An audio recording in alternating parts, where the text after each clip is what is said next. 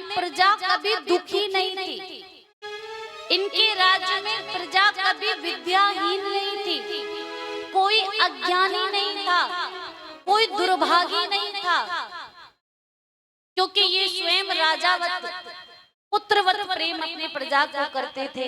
बड़े प्रेम से उन सबको, जैसे पुत्र को प्रेम किया जाता है, ऐसे प्रजा को प्रेम करते थे। एक बार राजा हरिश्चंद्र ने, बड़ी ख्याति इनकी दूर दूर तक फैल रही थी कि जो भी इनके यहाँ पर कुछ मांगने जाए सबकी झोली भर देते हैं, ऐसे है राजा हरिश्चंद्र। एक बार राजा हरिश्चंद्र मृगया के लिए, शिकार के लिए वन में गए, और जैसे ही गए तो उस समय राजस्व यज्ञ चल रहा था इनके राज्य में। तो यहाँ वहां चारों तरफ जाना पड़ता था देखने के लिए, कहीं कोई दुखी तो नहीं है, कहीं कोई भूखा तो नहीं है, कोई मेरे राज्य में परेशान तो नहीं है, सबकी देख रेख के लिए भ्रमण पर निकलते थे। और ये राजा का कर्तव्य भी है, जो राज्य में शासन करे उसको देखना चाहिए कि मेरी प्रजा कहीं परेशान तो नहीं है। तो एक बार जैसे ही भ्रमण के लिए निकले तो इन्होंने एक स्त्री की आवाज सुनी, जो स्त्री करुण क्रंदन कर रही थी, रुदन कर रही थी, रोती हुई स्त्री की आवाज सुनी, और जिस दिशा से वो आवाज आ रही थी उसी दिशा में राजा हरिश्चंद्र चल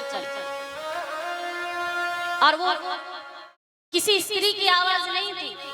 बोले दरअसल वहां पर विश्वामित्र मुनि तपस्या कर रहे थे। और क्यों तपस्या कर रहे थे? बोले सिद्धि प्राप्त करने के लिए तप कर रहे थे। बहुत बड़े बड़े जितने भी साधक हैं वो सिद्धियां प्राप्त करने के लिए बहुत बड़े बड़े तप करते। तो विश्वामित्र मुनि भी वहां तप पर बैठे, और जैसे ही उनकी सिद्धि पूर्ण होने जा रही थी तो सिद्धि ऐसे नहीं मिल जाती, सिद्धि मिलने में बहुत विघ्न आते हैं। जैसे जैसे पूर्ण होने को आ रही थी तो उनके पास सिद्धियां आ रही थी। तो एक सिद्धि ने स्त्री का वेश बनाकर और रुदन किया कि शायद इनकी ये जो साधना है वो भंग हो जाए। रोने लगी स्त्री। जैसे ही स्त्री का करुण क्रंदन सुना, राजा हरिश्चंद्र उसी दिशा में गए और दौड़ते भागते ललकार कर कहते, कौन है, कौन महामूर्ख यहाँ विराजमान है जो मेरे राज्य में स्त्री को प्रताड़ित कर रहा है? जब तक मेरा राज्य है, जहां तक मेरा राज्य है, मेरे राज्य की सीमा में ना गौ, ना ब्राह्मण, ना स्त्री, ना बालक, इन पर कोई भी कभी भी कोई अत्याचार नहीं कर सकता। कौन है तू? जाकर ढूंढा तो स्त्री तो कहीं मिली नहीं, कोई स्त्री नहीं मिली, और वहां पर विश्वामित्र मुनि मिल गए। और विश्वामित्र मुनि के पास जो सिद्धियां आ रही थी, और जब जैसे राजा हरिश्चंद्र की ललकार सुनी उसी क्षण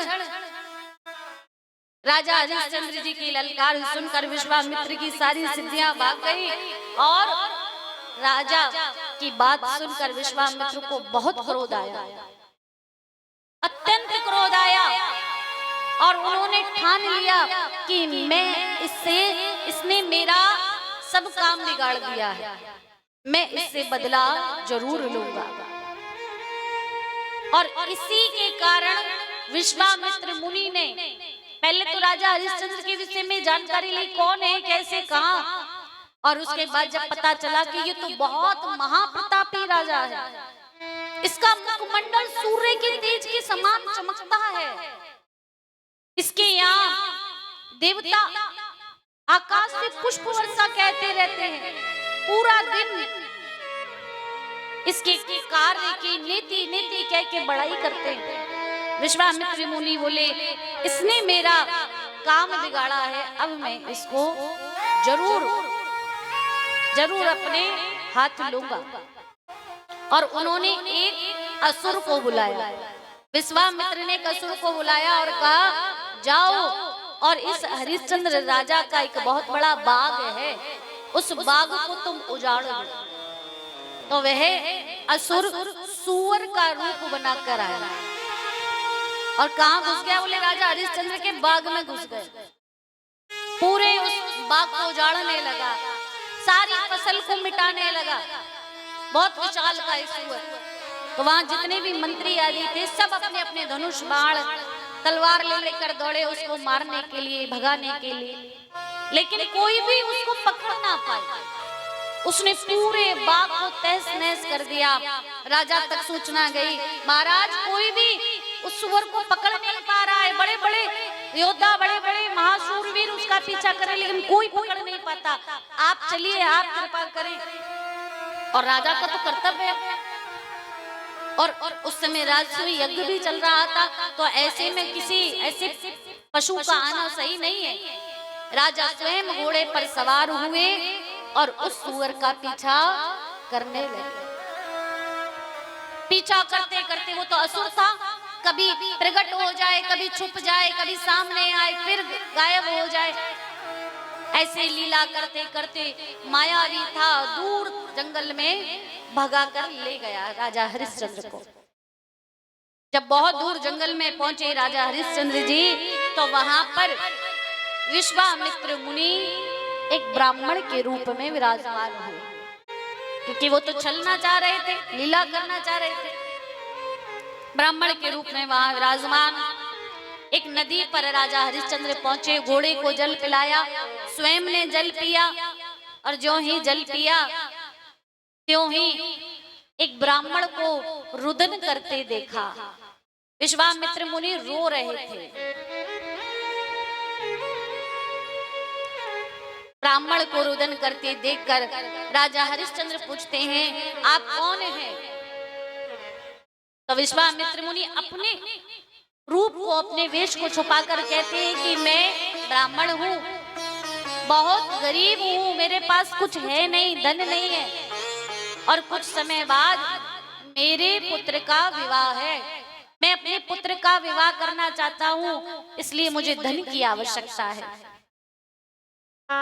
सुनते ही आज राजा हरिश्चंद्र ने कहा, आप चिंता मत करिए ब्राह्मण, मैं तो वैसे भी ब्राह्मणों से बड़ा प्रेम करता हूँ, अगर आपको कुछ धन की आवश्यकता है तो आप मेरे महल में आ जाइए, आपको जितना स्वर्ण आभूषण, हीरा मोती, माणिक, घोड़ा, हाथी जो चाहिए मैं आपको दे दूंगा। और इतना कहकर राजा हरिश्चंद्र वहां से अपने महल में, राज्य में लौट आए।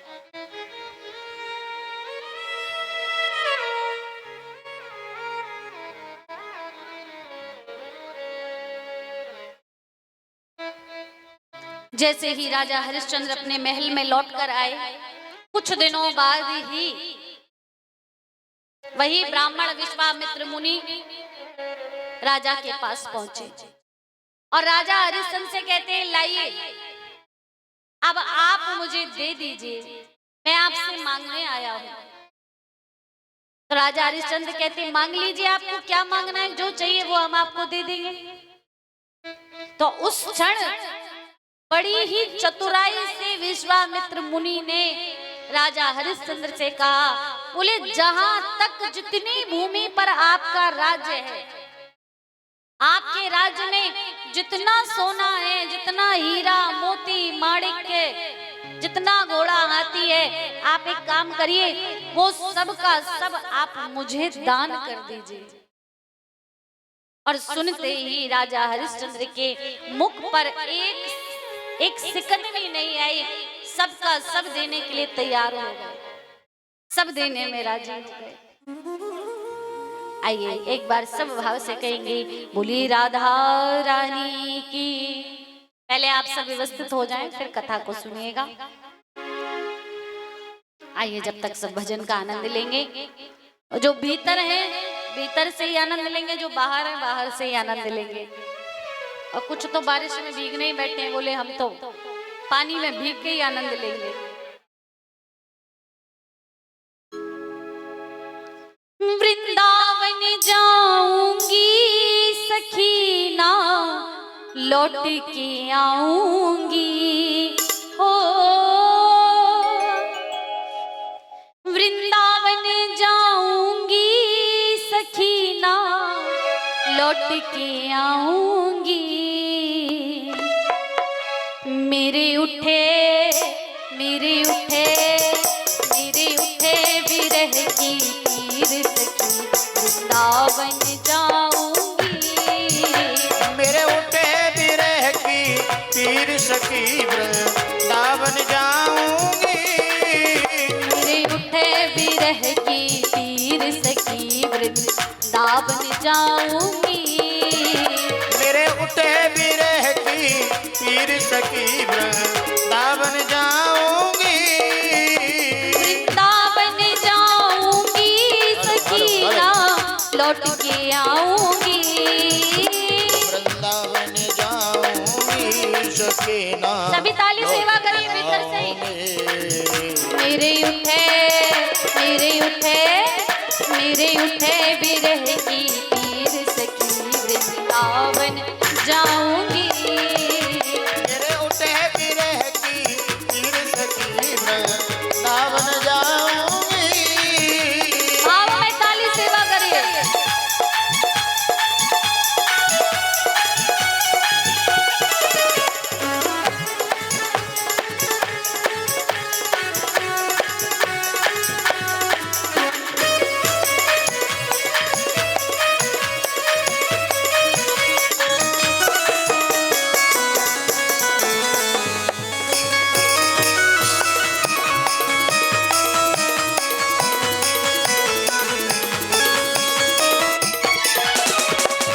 छोड़ दिया मैंने भोजन पानी श्याम की याद में।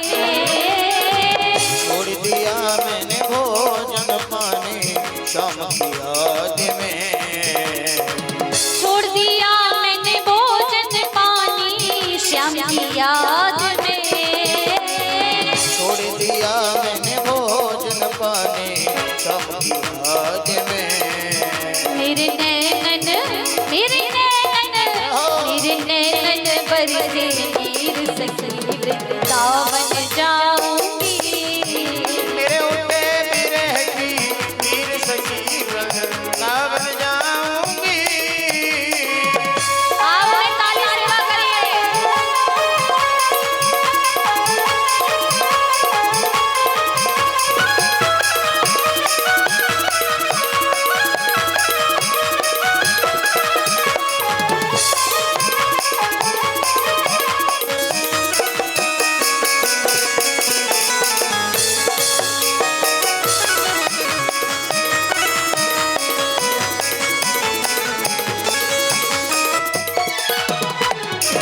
नैन लड़े गिरधर से मैं तो पागल कर डारी। मैंने लड़े गिरधर से मैं तो पागल कर डारे। नैन लड़े गिरधर से मैं तो पागल कर डारी। मैंने लड़े गिरधर से मैं तो पागल कर डारे। दुनिया से भयो अधीर सखी वृंदावन जाऊंगी। मेरे उठे बिरह की पीर सखी वृंदावन जाऊंगी।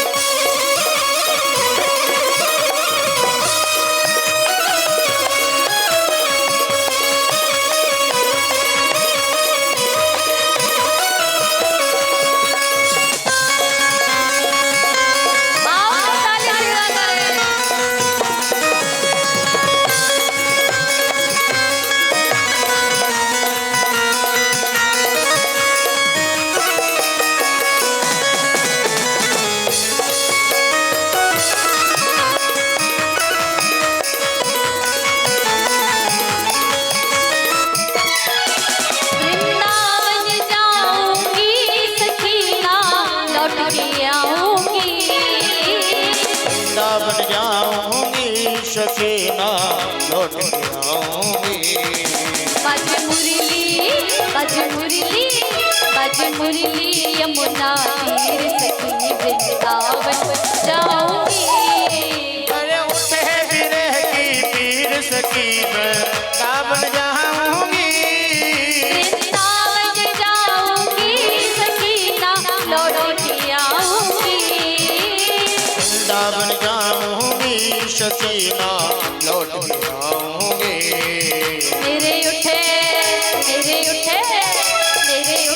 विरह की पीर सखी दावन जाऊंगी।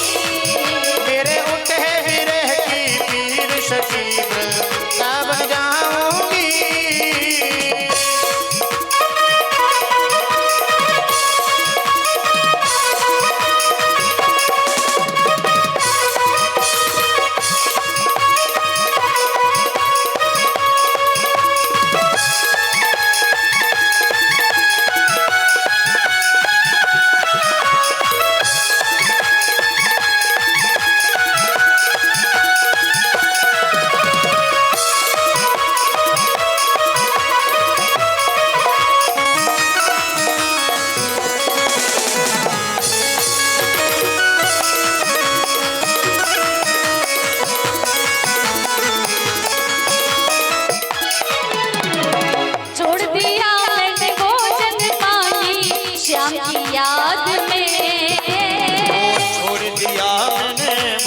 पानी कम की याद में छोड़ दिया मैंने भोजन पानी श्याम की याद में।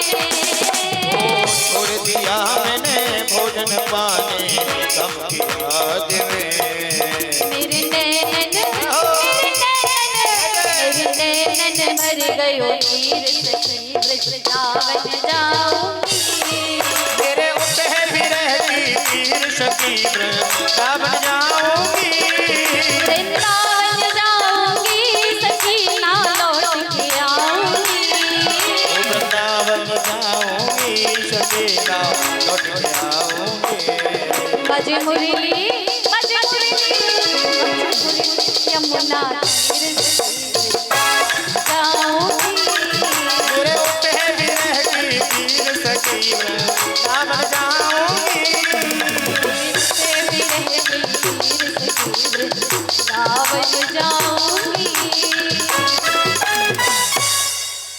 एक बार सब दोनों हाथ उठाकर कह दो, बोलो वृंदावन बिहारी लाल की, बोलो यमुना महारानी की, बोलो नर्मदा मैया की जय जय श्री। और बोल रहे हैं अब भी आधे मैया अंदर बंद हो गई तो क्या हुआ, हमको तुम्हारी अंदर भी खबर है क्योंकि हमारी 4 आंखें हैं।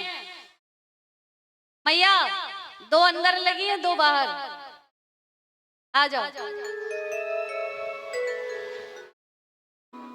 तुम अंदर बाहर ही होती रहोगी, आज मुझे नहीं लग रहा कि तुम कथा सुन पाओगे।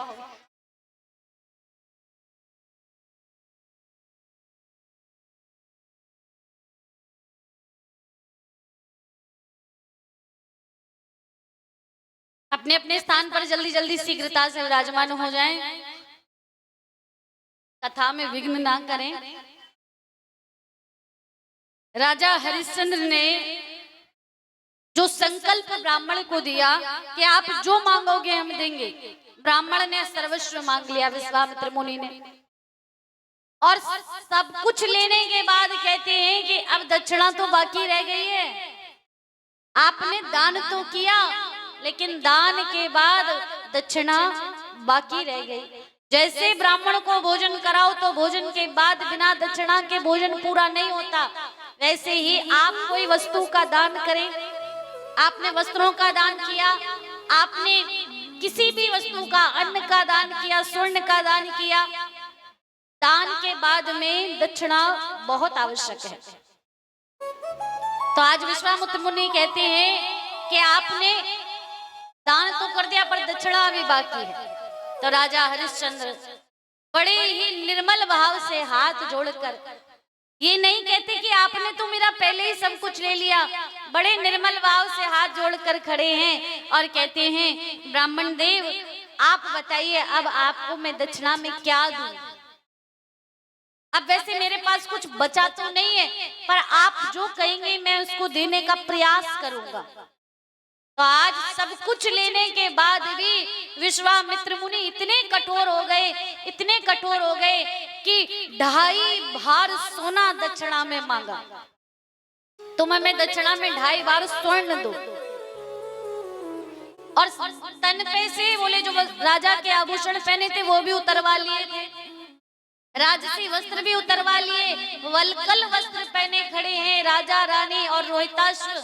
और इतने में कहते हैं कि 2.5 बार हमको स्वर्ण दान करो। कैसे दे? नीचे को गर्दन झुकाए राजा हरिश्चंद्र कहते हैं महाराज अभी तो मेरे पास कुछ भी ऐसी वस्तु नहीं जो मैं आपको दूं, लेकिन मैं प्रयास करता हूं, मुझे आप कुछ एक दो दिन का समय दीजिए, 1 दिन का समय दीजिए, मैं प्रयास करता हूं आपके लिए, आपकी दक्षिणा की व्यवस्था करता हूं। विश्वामित्र मुनि कहते हैं कि देखो अगर तुमने दक्षिणा दान में नहीं दी तो तुम्हारा ये दान भी बेकार चला जाएगा। और राजा हरिश्चंद्र तो दान के लिए ही जाने जाते थे। उसी क्षण अपनी पत्नी के साथ, पुत्र रोहितास के साथ अयोध्या की नगरी से चलने लगे। जैसे ही राजा राम से अयोध्यावासी प्रेम करते थे ना, वैसे ही राजा हरिश्चंद्र से सारे अयोध्यावासी प्रेम करते थे। जो ही राजा को वलकल वस्त्रों में देखा, रानी को वलकल वस्त्रों में देखा, जिसका दर्शन, जिस रानी का दर्शन, तारामती का दर्शन कभी सूर्य ने नहीं किया, महल से कभी बाहर नहीं निकली, कभी सूर्य की किरणें उस पर नहीं पड़ी, वो रानी आज वलकल वस्त्रों में घर से निकल पड़ी। पति के कहने पर चल रही साथ। पुत्र इतना सुकोमल है, चरण जब पृथ्वी पर रखते हैं तो पैरों में कांटे चुभ जाते हैं, कंकड़ चुभ जाते हैं। प्रजा हा हा कह के रुदन कर रही है, हे राजन, हे राजा आप हमें छोड़कर मत जाइए, हम आपके बिना कैसे रहेंगे। अरे ऐसा कौन ये ब्राह्मण है जिसको आपने सब कुछ दे दिया? कितना कितना कठोर है, कितना निर्दयी है, इसने हमारे राजा से सब कुछ मांग लिया। अरे कुछ तो रख लेते, पुत्र रोहिताश्व के विषय में तो सोचते। राजा हरिश्चंद्र अपनी प्रजा को चुप कर रहे हैं, रो मत, रुदन मत करो, आप सब प्रेम से सुखपूर्वक रहो, मैं दक्षिणा की व्यवस्था करने जा रहा हूं। इतने में ही वही विश्वामित्र मुनि हाथ में एक मोटा दंड लेकर आए और दंड लेकर आकर कहते हैं तू अभी तक मेरे राज्य से बाहर नहीं गया, अरे तुझे तो उसी क्षण इस राज्य को छोड़ देना था जिस क्षण तूने इसका दान कर दिया, तो इसमें खड़े रहने का भी अधिकारी नहीं है।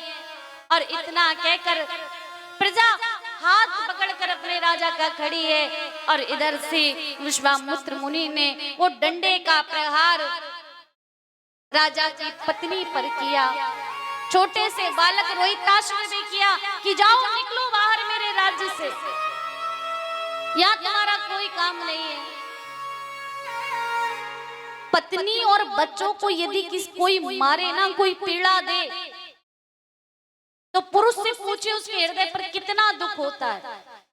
स्वयं पर कोई आपसे कुछ कहे आप सहन कर लोगे, लेकिन आपके बच्चों को कोई यदि कष्ट देना तो आपसे सहन नहीं होगा। लेकिन राजा हरिश्चंद्र ने वो भी सहन कर लिया।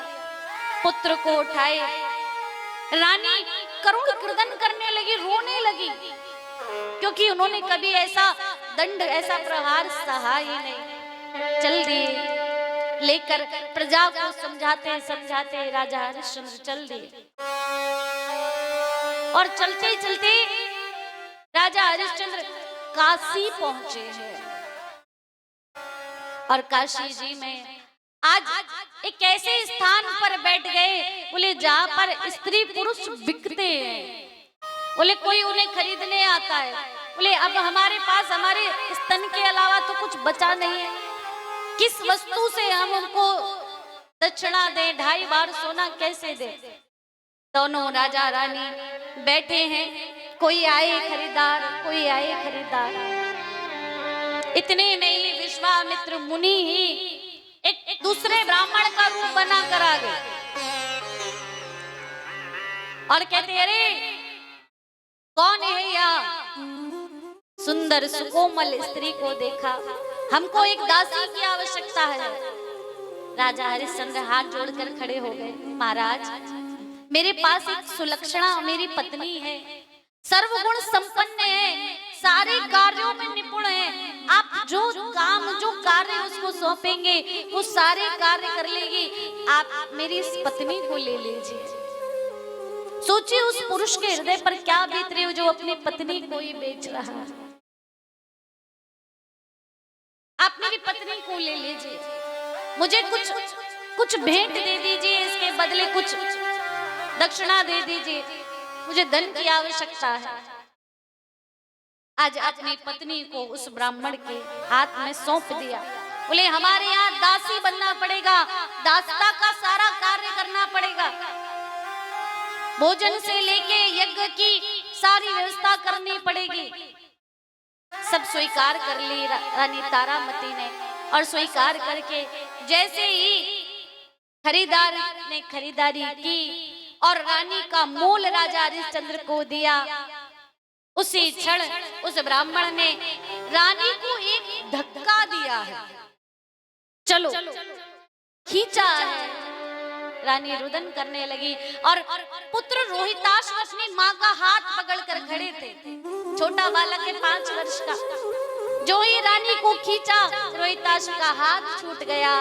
रोहिताश रोए, माँ माँ मुझे तो ले जाओ, माँ मैं आपके बिना कैसे रहूंगा। रानी रो पड़ी, नेत्रों से अश्रुधारा बहने लगी और हाथ जोड़कर ब्राह्मण देव से कहती है, ब्राह्मण देव आपसे मेरी एक प्रार्थना है, मेरी एक वंदना है, मैं आपकी सारे कार्य करूंगी, लेकिन मेरे इस पुत्र को भी मेरे साथ ले चलिए। मेरा पुत्र मेरे बिना रह नहीं पाएगा। पति से दूर तो रह लूंगी लेकिन पुत्र से दूर नहीं रह सकती। ये माँ है और सत्य बात है, माँ अपने पुत्रों से दूर नहीं रह पाती। ब्राह्मण ने कहा कि इसको भी काम करना पड़ेगा, इसे भी दास बनना पड़ेगा, अगर तेरे साथ जाएगा तो। कहने लगी हाँ ये भी दास का काम कर लेगा, आप जो कार्य बताओगे, जो इसके बल का होगा वो कार्य अवश्य करेगा।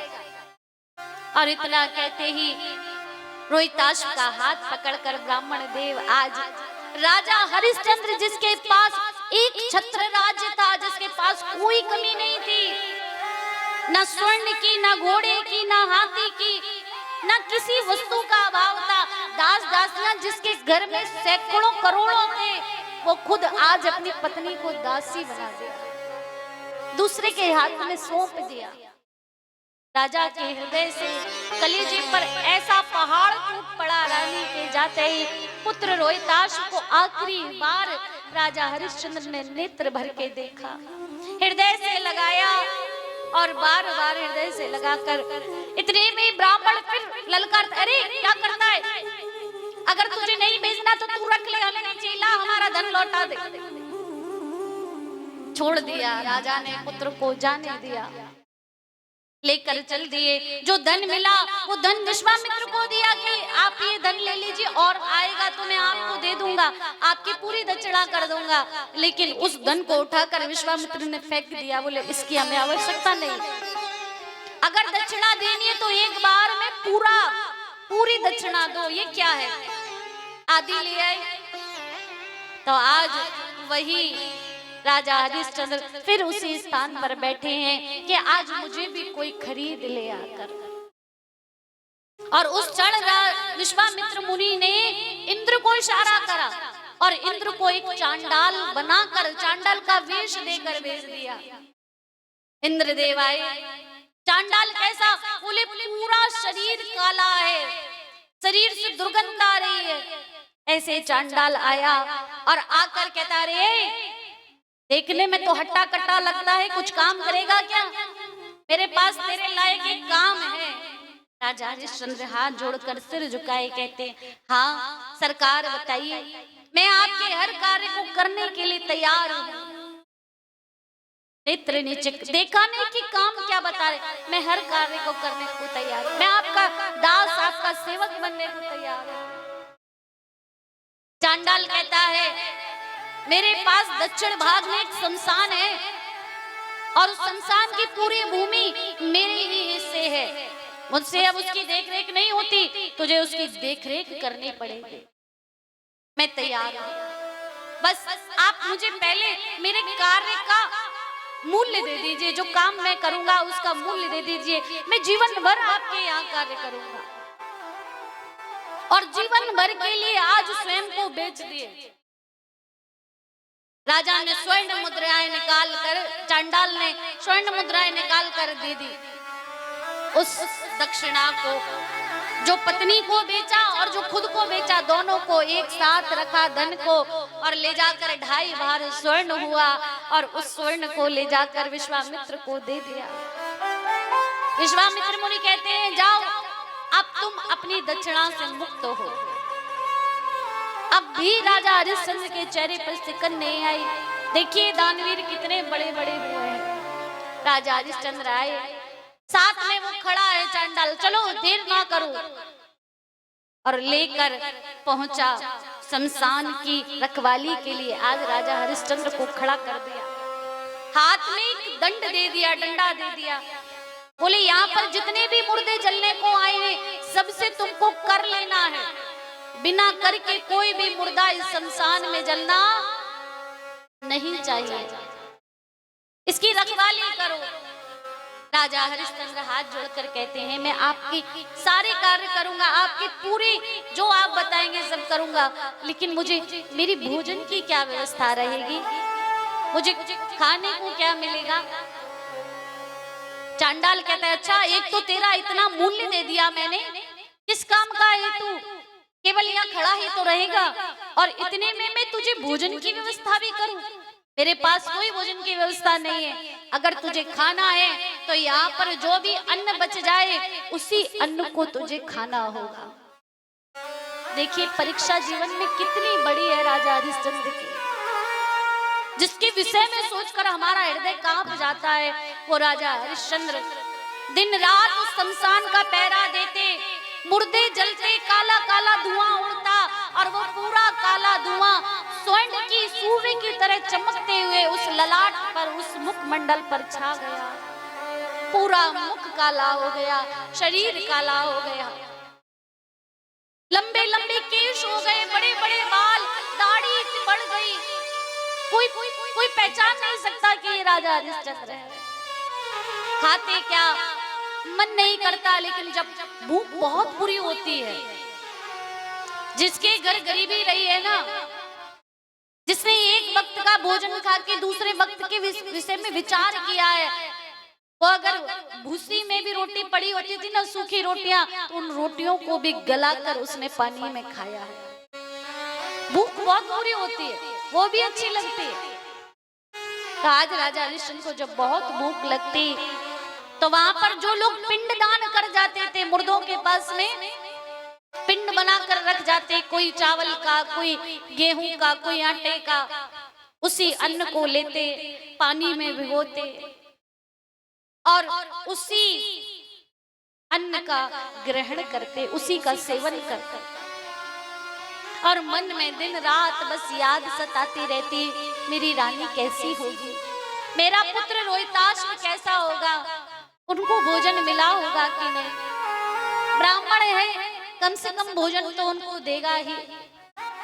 और जिस विश्वामित्र मुनि के यहाँ रानी तारामती, रानी शैव्या गई, वो दिन रात सुबह से लेकर शाम तक कार्य कराता, और जब सवेरे काम करने के बाद रानी तारामती कहती, मेरे पुत्र को भूख लगी है, रोहिताश्व को भूख लगी है, कुछ भोजन की व्यवस्था करा दीजिए। तो कहती था, नहीं, ये ब्राह्मणों का परिवार है, और यहाँ एक समय उपवास रहते हैं, यहाँ व्रत, यहाँ भोजन नहीं मिलता एक समय, एक ही समय उनको भोजन मिलता। अब बालक क्या जाने व्रत क्या होता है, रोता अपनी माँ के आंचल में छुप जाता, माँ मुझे भूख लग रही है। रानी तारामती हृदय से लगाकर बालक को बहुत रोती, बहुत रोती, ये कैसा जीवन है हे नाथ, ये मेरे जीवन की कैसी कठिन परीक्षा है। सारा दिन कार्य करना भोजन के लिए, जो बच जाए जूठन में, भोजन भी कौन सा मिलना जो बच जाए, कभी ना भी बचे, जरूरी थोड़ी कि रोज ही भोजन बचे, कभी तो बहुत बच जाता है हमारे घरों में, कभी नहीं भी बचता। कभी बच जाए तो मिल जाए, पुत्र को खिला दे, ना मिले तो खुद भूखी सो जाए। जीवन व्यतीत होते होते 12 महीने बीत गए, 1 साल बीत गई। इसी प्रकार से दोनों का जीवन व्यतीत होता गया। एक दिन जिस ब्राह्मण के यहाँ पर रोहिताश्व और रानी तारामती रहती थी, ब्राह्मण ने कहा देखो आज हमारे यहाँ बहुत बड़ा यज्ञ होने वाला है, जाओ अपने पुत्र से रोहिताश्व से कहो कि वो जाकर जंगल से हवन की समिधा लेकर आए। समिधा लेने के लिए रोहिताश्व को भेजा और रानी कहती मैं चली जाऊंगी। नहीं नहीं, तुमको तो यहाँ बहुत काम करना है, तुम यहाँ कार्य संभालो। रानी काम में लगा दी। पुत्र रोहिताश्व को समिधा लेने भेजा। एक देवी भागवत कहती है कि पुत्र रोहिताश्व समिधा लेने गया, लेकिन और जो हरिश्चंद्र उपाख्यान है उसमें वर्णन है कि रोहिताश्व को पुष्प चुनने के लिए भेजा गया। रोहिताश्व लकड़ियां इकट्ठी की, हवन के लिए समिधा इकट्ठी की, बंडल बना लिया छोटे छोटे हाथों से और बंडल बनाकर थक गया, प्यास लगने लगी। तो उस बंडल को, समिधा के बंडल को रोहिताश्व ने एक बल्मीक के ऊपर रख दिया जिसमें सर्प रहता है। पता नहीं था बालक को कि ये क्या है। बल्मीक के ऊपर वो बंडल रख दिया, स्वयं जल पीने लगा और इतने में ही विश्वामित्र मुनि स्वयं ही बोले अभी परीक्षा कम थी तो स्वयं ही आज सर्प का रूप बनाकर आ गए और आकर उस नन्हे से बालक को दंश कर लिया, डस लिया। जैसे ही रोहिताश्व को सर्प ने डसा, भूमि पर गिर गया, तड़पने लगा। माँ माँ माँ कहकर बालक तड़पने लगा, लेकिन वहां माँ नहीं थी। कुछ ब्राह्मण बालक खेल रहे थे, बालकों ने देखा अरे इसको क्या हो गया, अभी तो पानी पी रहा था, क्या हुआ क्या हुआ। देखा तो उसके मुख से झाग निकलने लगा, विष निकलने लगा और वहीं रोहिताश्व का प्राणांत हो गया। बालक दौड़ते दौड़ते गए, रानी तारामती से कहा अरे दासी तू यहाँ काम कर रही है, अरे तेरा बालक वहां भूमि पर गिर पड़ा है, उसके मुख से विष निकल रहा है। रानी थर-थर कांप उठी, हाथ से सब कार्य छूट गया, भागने लगी। अरे रोहिताश्व पुत्र कहाँ हो तुम। जैसे ही चली ब्राह्मण ने हाथ पकड़ लिया, कहाँ जाती है, तुझको काम नजर नहीं आता, हर समय पुत्र पुत्र पुत्र पुत्र करती है, तू दासी है, तूने दासता को स्वीकार किया है, तुझे यहाँ कार्य करना पड़ेगा, पहले काम कर और फिर जाना अपने पुत्र को देख। रानी कहती है मेरे पुत्र को सर्प ने डस लिया है, वो पीड़ा में, मुझे जाने दीजिए, बस मैं थोड़ी देर में आ जाऊंगी। नहीं नहीं, तुम ऐसे नहीं जा सकती, पहले काम करो। रानी को काम पर लगा दिया, रोहिताश्व के प्राण छूट गए। काम किया, थर थर कांपती कांपती भागी भागी रानी तारामती जैसे ही रोहित के पास पहुंची, देखकर पुत्र को पृथ्वी पर गिर पड़ी, मूर्छित हो गई। हाय पुत्र, ये क्या अनर्थ हो गया, मेरे जीवन का एक ही सहारा था, राजा ने तो हमें त्याग ही दिया, उन्होंने तो हमें छोड़ ही दिया। रोहित अपने पुत्र के मुखमंडल को कलेजे से लगाकर फपक कर रोने लगे, पुत्र तू भी मुझे छोड़ गया। वो माँ का हृदय फटने लगा। सारे लोग उसका करुण क्रंदन सुनकर इकट्ठे हो गए। अरे ये स्त्री क्यों रो रही है, क्या हुआ, क्या बात है। उसी क्षण तारामती हाथ जोड़कर कहती है मेरे बालक के प्राण छूट गए हैं, मेरी मदद करो, मेरे बालक को शमशान तक पहुंचाने में मेरी मदद करिए। कोई साथ नहीं आया, ये बात सत्य है। गरीबी में बोले जरूरत के लोग चंद मिलते हैं, जरूरत के लोग चंद मिलते हैं और आता है बुरा वक्त ना तो लोगों के किवाड़ बंद मिलते हैं। ये जीवन की असली सच्चाई है। आज कोई साथ नहीं आया, कोई नजर नहीं आता, कोई पास नहीं आता। उसी क्षण तारामती ने अपने पुत्र को हृदय से लगाया, अपने आंचल में छुपाई, रोती जाए, गिरती जाए, फुफकती जाए और शमशान की ओर बढ़ चली। शमशान के बाहर बैठकर लोगों ने कहा कि कहाँ शमशान ले जा रही हो, शमशान में जाने का कर लगता है।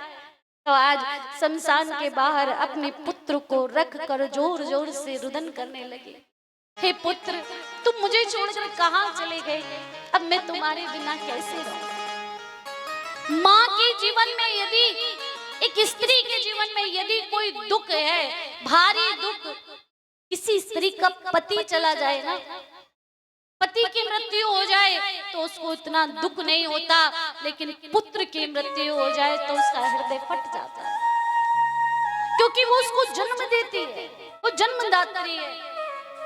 जोर जोर से रुदन कर रही है। इतने में ही उसी शमशान पर राजा हरिश्चंद्र विराजमान है, हाथ में डंड लिए, बड़ा काला, बड़ा ही दुर्गंध युक्त शरीर हो रहा है, दूर से ही बदबू आ रही है। पास आकर कहते हैं, मुख पर थोड़ा घूंघट डला है तारामती के, हे देवी तुम कौन हो, क्यों रो रही हो, क्या बात है। तो उसी क्षण रानी तारामती कहती है, ये मेरा पुत्र रोहित मुझे छोड़कर जाना जाने कहाँ चला गया। जैसे ही राजा हरिश्चंद्र के कानों में ये शब्द गया, मेरा पुत्र रोहित, तो राजा को अपने पुत्र रोहिताश्व की याद आ गई। अरे क्या कहा तुमने, क्या नाम है तुम्हारे पुत्र का। कहती है मेरे पुत्र का नाम रोहित है। और राजा जैसे ही, राजा हरिश्चंद्र जैसे ही उस पुत्र के पास आए, त्यों ही आज रानी ने राजा के मुखमंडल को देखा। काली काली बड़ी बड़ी जटाएं हैं, नेत्रों को देखकर रानी को लगा कि ये तो राजा हरिश्चंद्र है। शरीर से पहचान में नहीं आते, सब स्वरूप बदल गया, लेकिन नेत्रों को देखकर लगा कि ये तो मेरे पति हैं। लेकिन फिर सोचा कि नहीं, ये राजा नहीं हो सकते, ये कोई और है। और इतना मन में विचार करके रानी ने कहा, अगर इस रोहिताश्व के पिता यहाँ होते तो आज ये दुख मुझे अकेले सहन ना करना पड़ता। राजा हरिश्चंद्र कहते हैं, पुत्र को यदि तुम्हें भीतर अंत्येष्टि क्रिया कर्म करना है तो इसके लिए कर देना होगा। रानी रोते रोते कहती, मेरे पास देने के लिए कुछ नहीं है, क्या दूं। तब रानी ने आज अपनी उस साड़ी का, उस आंचल का आधा भाग किया और आधा भाग चीर कर उन्हीं राजा हरिश्चंद्र के हाथों में जैसे ही सौंपा, राजा हरिश्चंद्र रानी को पहचान गए और पहचान कर कहती, अरे तारामती ये तुम हो, ये क्या घटना हो गई। और जैसे ही आज रानी ने उनको पहचाना, राजा हरिश्चंद्र को देखकर रानी तारामती रो पड़ी, फपक कर रोने लगी। अरे महाराज, दोनों को मूर्छा आ गई, गिर पड़े। ये कैसी घटना घटित हो गई। पुत्र को बार बार हृदय से लगाए, अरे रोहित, अरे पुत्र तू मुझे छोड़कर कहाँ गया। दोनों घंटों रोते रहे, रुदन करते रहे। हमारे जीवन से राज्य चला गया, दुख नहीं हुआ, सब कुछ छिन गया, दुख नहीं हुआ, हम पति पत्नी अलग हो गए, दुख नहीं हुआ, लेकिन राजन आज हमारा पुत्र भी मर गया, अब हम जी कर क्या करेंगे। अब मैं दोबारा उस जीवन को स्वीकार नहीं कर सकती, अब मैं अपने पुत्र के बिना नहीं रह सकती। और दोनों ने प्रण लिया कि आज हम इस शमशान की भूमि में एक नहीं, बोले इसमें आज 3 चिताएं जलेंगी। बड़ी चिता बनाई। राजा हरिश्चंद्र रानी और पुत्र रोहित को अपनी गोदी में लिटाकर बैठ गए। जो ही उस चिता में अग्नि प्रज्वलित करते हैं, तो ही आज विश्वामित्र मुनि का आगमन हुआ। कहते बस राजन, अब तुम्हारी परीक्षा पूर्ण हुई। आकाश से समस्त देवता लोग प्रकट हो गए और अपने अपने हाथों में पुष्प, अबीर, गुलाल की वर्षा।